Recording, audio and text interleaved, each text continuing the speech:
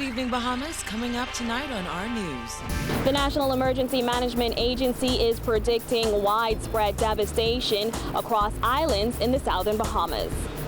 Well, long lines in the capital as Bahamians are making their final preparations for Hurricane Irma. Bahamians flocking to hardware stores for last-minute storm preparations.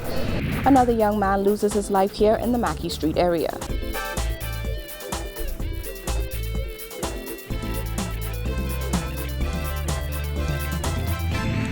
Is brought to you by Alive, the nation's newest and best LTE network. Good to be alive. Welcome to our news and thanks for joining us. I'm Vonique Tude. Topping news tonight as Irma hurtled towards the Bahamas, leaving death and widespread devastation in its wake.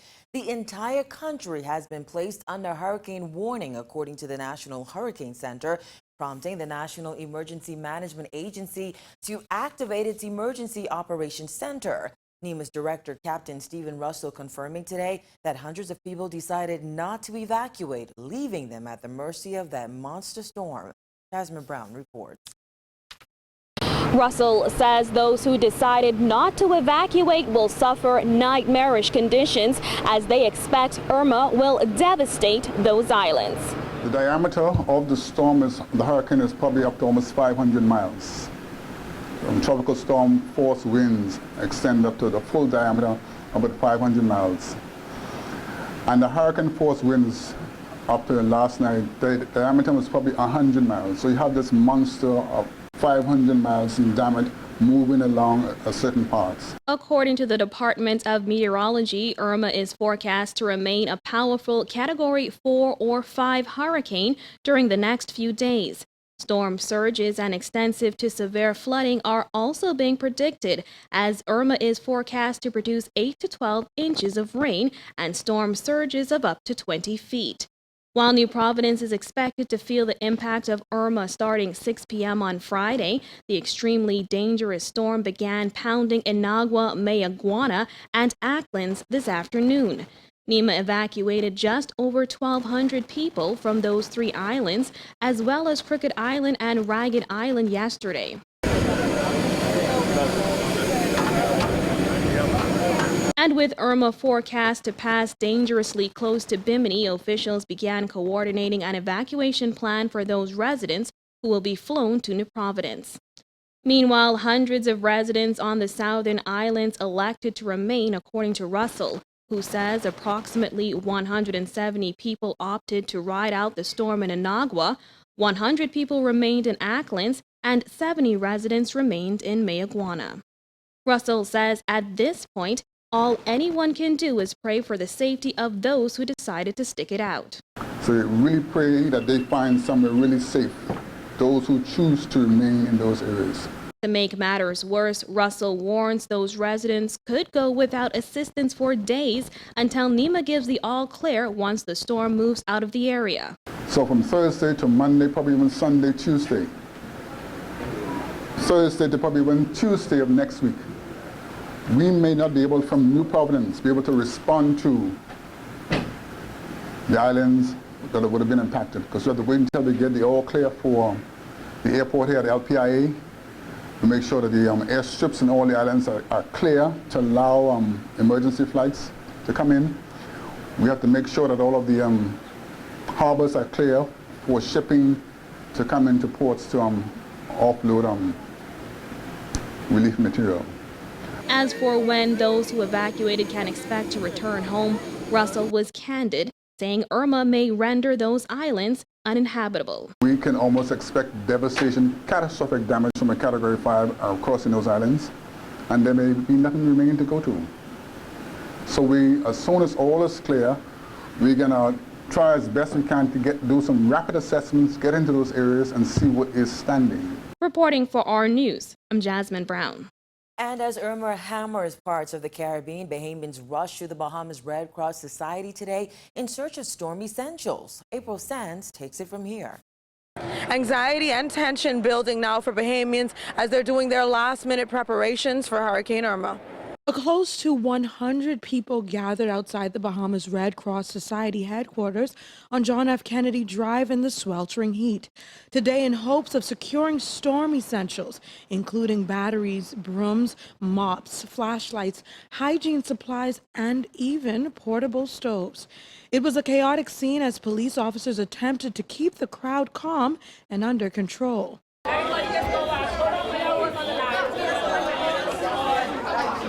Sonia Williams says she had been standing in line for 2.5 hours today. She says it was the confusion and heat that left her frustrated. We understand they're trying to help us, but the sun is so long and you have the children out here. Yes, we want them to speed it up that we'll be able to get something. You know, making us feel like we better be begging for something. Yes, we need it. But then we just hurry it up a little bit because of children. I came after everybody. I meet people here. When I pass this morning, drop my husband, I meet people on the slide going to the airport this morning for 6 o'clock. Deputy Director Brenda Lee Roll declined an on-camera interview, but told our news she understands why people are upset. She says their anxiety is only a result of the circumstances surrounding Hurricane Irma. She explained that the few volunteers stationed at their headquarters are trying their best to assist persons in a timely manner. I feel like if George had 2 lines, one for the senior citizen instead of everybody jumping up on one line. You know, because I was out here from about 8 o'clock. I don't feel like it was organized right. So the senior citizen should have been on one line and getting served first. That's how I feel. I think this process is wrong. What they should do, like how they only asking for the voter's card, right? Present your voter's card and you serve them from there. You understand? Because I think this what they doing now don't make no sense at all. There were also a few disabled persons standing in line. However, they were eventually allowed to skip the line and go inside to collect their items. Meanwhile, Terrence Storr, who is a father of 2, says he's grateful for the help the Red Cross Society is providing, adding his family really needed it. Everybody really, they know there's one coming. Like everybody is do everything last minute. They know that's coming, so everybody just a little scared of this right now. That's what I think it is. You know, that's a good little help for the people. Yeah. And the Bahamas Red Cross will be open all day tomorrow, according to its deputy director, who says they are determined to ensure that they can help everyone in need. And the Red Cross Center isn't the only place packed today. ATMs, banks, grocery stores, and service stations also had long lines. Reporting for our news, I'm April Sands. And it's crunch time for all those still trying to get their hands on much-needed hurricane supplies. Kyle Joaquin visited department stores to catch the last-minute rush. Now here at Quality Home Center, they basically transformed the front of the store into a hurricane supply center. They have everything from battery-operated fans to flashlights, but the hottest seller is just over here where they're selling generators. We've been selling for the last 2-3 days, generators. They may be costly, but a lot of Bahamians apparently aren't willing to weather the storm without electricity this time around, following last year's disaster which saw some residents without power for weeks. Out of all the items in Quality Home Center, generators going for at least $800 were practically flying off the shelves. And so we had generators starting as low as $799 all the way up as $1,800. And so people are spending that. Yeah, and the people are behind us saying no price on them. We don't even have time to put the price on them because as we bring them out, they're flying off the shelf. So right now, the cheapest we have left in stock right now is $11.99. With the use of a generator comes the warning not to operate indoors or go outside during the storm to turn it on. And with Irma just hours away from the capital, it's crunch time for everyone getting their hands on last-minute supplies. Well, right now I'm in here preparing for the hurricane in the event that we have it worse than we think. So I'm just doing an extra stocking up and making sure that I'm prepared. And over at CBS Bahamas, generators weren't the only hot seller. We restocked on barrel bolts and latches. Yesterday we had a container come in and those items never made it to the store. They were out the container, straight to the cash register. We also had gas jugs. I forget to mention, we had another shipment of those that came in and they were out the container, straight out the store. Plywood we also had and all gone. This one is a chain bolt, but if you know the little thing that could latch across, a lot of people make their own shutters. They use the pallets that items would come on. and then they just put the barrel boat so it could latch in. Right. And these were going like hotcakes. Hotcakes. We're all out. This is good timing. Everything is relaxed. I'm finding everything I need from the store. So it isn't a mad dash or a mad rush. Everything is moving quite smoothly. With businesses raking in the bucks as people get in on that last-minute shopping, one company deep in the back of Arawak Key isn't concerned about a profit. Captain James Curling said he found it necessary to help those worried about flooding the best way he knows how, giving away free sand. So far, I have supplied about 10,000 bags, and some people bring in their own bags. So in altogether, I think we would have done about 40,000 bags. It's breathtaking. It's absolutely a breath of fresh air, and I feel relieved to know that there are people who are actually concerned about other people. Reporting for our News, I'm Kyle Joaquin. 136 evacuees from Inagua, Acklands, and Cricket Island have settled in at the new Providence Community Center on Blake Road, which expects to house up to 250 people seeking shelter. Michael MP Miriam Emanuel says she's happy with conditions at the shelter, and so are her constituents. The response of those persons who have evacuated from the Michael constituency, the report is that they're comfortable, they've been treated really great, and so far for them, this is a time for them just to say thank you to myself, the government, for such a moment task of evacuating them, and trust me, they're very grateful to be here. And so far, I'm pleased with the way they've been treated. And that's why, as the Member of Parliament, I came to just see their surroundings. It's clean, it's nice. The children are able to move about. And so far, no complaint. And sure enough, those residents said they were nothing but grateful. This little boy said he couldn't be happier. I feel that we could have more food and more bed for people to stay, and they have showers and stuff, and they have a playroom and a playground. As our news spoke with Director for Social Services Leonard Cargill, he got a call from the Ministry of Tourism to make way for a family from Greece. While he agreed to accommodate the stranded family, he said the shelter is only set up for evacuees. This center was set up to receive persons from the southern islands of the Bahamas. Okay.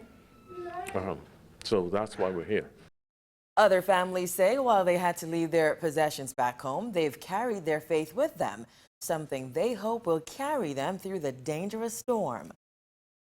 I'm good. You're good. I have no complaint and no worries. I'm fine. It was difficult for me. I just built a house, but I even believe, even coming to Nassau, that I believe when I go back, I will live there. I just have faith. And I believe if God can't talk to the sea and they obey, he could talk to the storm too. That little boy is so cute. In other news, Tourism Minister Dionysia de Aguilar and Labor Minister Dion Folks have been appointed as NEMA's hurricane consultants. Folks spoke with our news while rushing into an emergency cabinet meeting this afternoon, where he gave an update on evacuations in the southern islands. We have approximately 100 persons who are in our shelters. We're very pleased that the vast majority, some 900 plus of the persons that came in yesterday from the islands, were housed by either family members or friends. And that is an excellent indication of the Brothers Keepers Christian concept. The type of pressure that we thought that we would be under, the Red Cross, NEMA, and social services, we are not experiencing that. And that's a wonderful story. Transport Minister Frankie Campbell says he's hoping his constituents in Southern Shores have taken the advice of government and sought shelter at higher ground if needed. Last October, residents of that area suffered extensive flooding as a result of storm surges. The message is that life is more precious than anything else. So let us take the necessary steps to preserve life. Let us go to shelters, let us go to family members, let us seek higher ground. Whatever is left at the end of the day, with God's help, we'll rebuild if that is necessary. We are preparing for the worst and hoping for the best. As the country prepares for that monster storm, police launched a new murder investigation. Officials say a man was found dead in a vehicle parked in the driveway of an unsuspecting family's home off Mackey Street this morning. Giorgio Bain has the details. It was a gruesome scene inside the vehicle, which had blood-soaked seats, shards of glass scattered all over, and several blood-stained articles of clothing that appeared to be used to absorb blood from the victim's gunshot wound. He was reportedly shot in the head. Chief Superintendent Solomon Cash gave these details on the scene. This morning, sometime around 8:30 a.m., the police received reports of a male who was left in a vehicle here with apparent gunshot wound to the head. Subsequently, police arrived at the scene, conducted an examination, and confirmed those reports. Residents of the relatively quiet area of Hillside Estates gathered on the crime scene as police conducted their investigations. We're told the occupants of the home came out to investigate after a black Honda Stream pulled into their driveway, but no one exited the vehicle. Cass says that's when they made the discovery. A relative came to this location to visit one of his relatives when they discovered a vehicle parked in the driveway, which was unusual. He alerted his relative. They did an examination of the vehicle and they found the lifeless body of a male who was lying in the front passenger seat of the vehicle. Police, they did an examination of the vehicle and they confirmed that there was apparent damage to the rear windshield of this vehicle, and the male had an apparent gunshot wound to the head. The black Honda Stream license plate AL2623 was reportedly stolen at 6 this morning, according to Cash. He was asked whether the police are familiar with the victim. We believe so far that the vehicle is stolen based on our preliminary inquiries. We do not know the motive for this latest homicide.